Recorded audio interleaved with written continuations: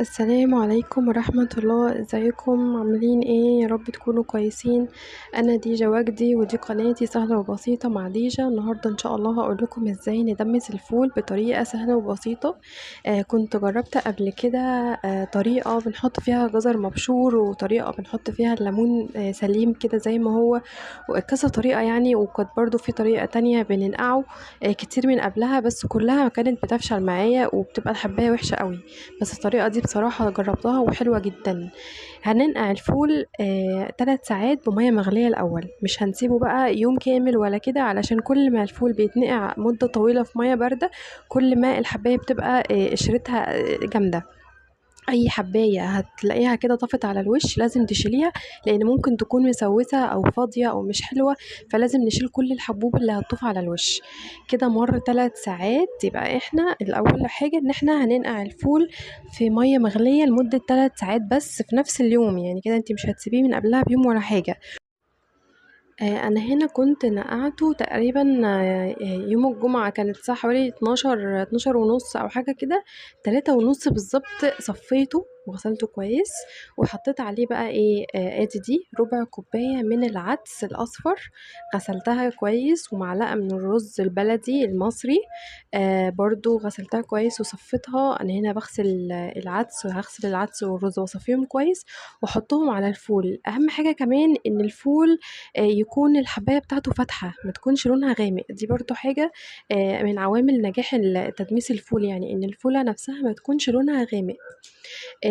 وكمان علشان تحفظي الفول كويس ما يجرالوش حاجة، لو انت جايبة كمية احسن حاجة البقوليات والتوابل تتحفظ برضو في التلاجة. يعني دي حاجة انا مؤخرا عرفتها وبقيت برضو بعملها. ماما قايلالي كل الحاجات دي تبقي محافظة عليها اكتر لو حفظتيها في التلاجة مش بره التلاجة. طيب هنحتاج ايه كمان؟ هنحتاج نص ليمونة هنعصرها كده، ودي طماطمايه هنبشرها بس طبعا ونشيل القشرة. يعني دي اللي هو اللحم بتاع الطماطم مبشور ومحطوط على كل الايه الكمية بتاعة الفول. وده نص كيلو فول بالمناسبة، نص كيلو بس. تمام. نص كيلو عمل لي حوالي 7 اكياس حلوين كده بيكفوا. ممكن اوقات بعمل غدا اوقات فطار، يعني بقى ايه على حسب ما بنحب، بس بصراحة بتبقى الكميات كويسة والاكياس بتبقى يعني بتكفي كده. انا حبيت بس ان انا احط الخليط كله على بعضه، اقلبه في حاجه كبيره بره، علشان ما يبقاش مثلا ايه احط الرز في الدماسه الاول وبعد كده العدس، او بعد كده الفول، فالاقي العدس والرز تحت يلزقوا او يتحرقوا. فما بحبش كده صراحه. بقلب كله على بعضه في حاجه بره كبيره، وبعد كده بحطهم في الدماسه وبنزل عليه بميه مغليه تاني. اهم حاجه برضو ان اللي بتخلي الفول ينجح معانا ان الميه اللي دايما نسقيه بيها تكون ميه مغليه، ما ينفعش نحط له ميه بارده ابدا. هنحط الاول على النار، والنار هتبقى عاليه عادي زي ما شفتوا.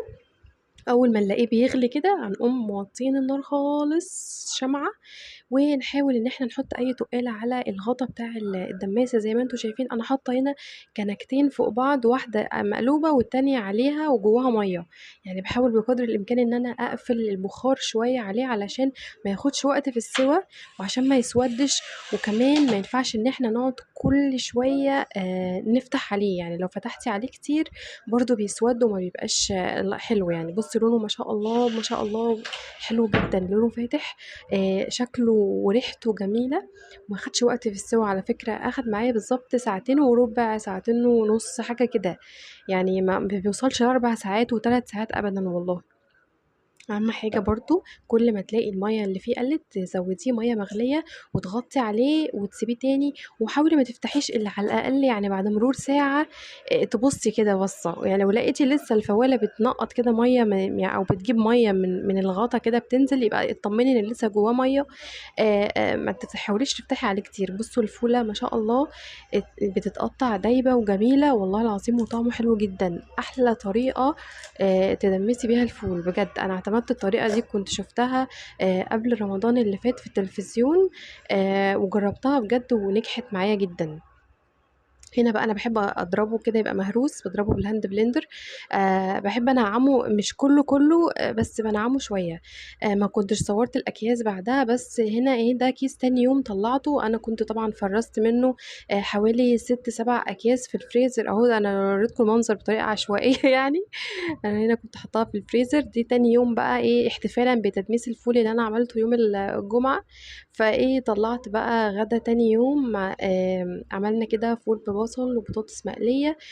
وبصراحة كان حلو أوي. الطريقة دي ماما بتعملها لنا على طول. بتقطّعي بصل، بتقطّعيه جوانح كده أو جوليان كده زي ما أنتِ شايفة بالطول، ورفيّعة. يعني تحاولي بيبقى شكلها أحلى في الطبق من إن أنتِ تخرّطيها قطع صغيّرة. طبعًا عادي كلّه زي بعضه هيبقى الطعم واحد، بس هي بس الفكرة في شكل الطبق. حطيت عليها شوية زيت صغيّرين، وهابدأ إن أنا كده أشوّحها بملح وفلفل وكمون بس، ملح وفلفل وكمون. بمجرد ما البصل هتلاقيها كده إيه، دبلت خلاص، هتقومي حاطة عليها بقى إيه، كيس الفول الجميل اللي أنتِ مدمساه، وشوية مَيّة صغيّرين، وتقعدي بقى تقلبي فيها كده شوية، وغطّيها بالضبط دقيقتين 3 هتلاقيها بقبق كده وتقل وريحته طلعت وبقى جميل. بينفع في الفطار يوم الجمعة، في أي يوم، غدا برضه في أي يوم لو مثلًا حابة نقضّيها كده أكل خفيف في الحر ده، عشان ما نقفش بقى في البوتاجاز والفرن ونقعد نحمّر والحاجات دي. فبيبقى الحاجات دي سهلة علينا وطعمها حلو ومفيدة كمان في نفس الوقت ونضيفة وأنتِ عاملاه في البيت ومضمون، وإن شاء الله هيعجب الأولاد. بس جرّبي الطريقة إن شاء الله تعجبِك.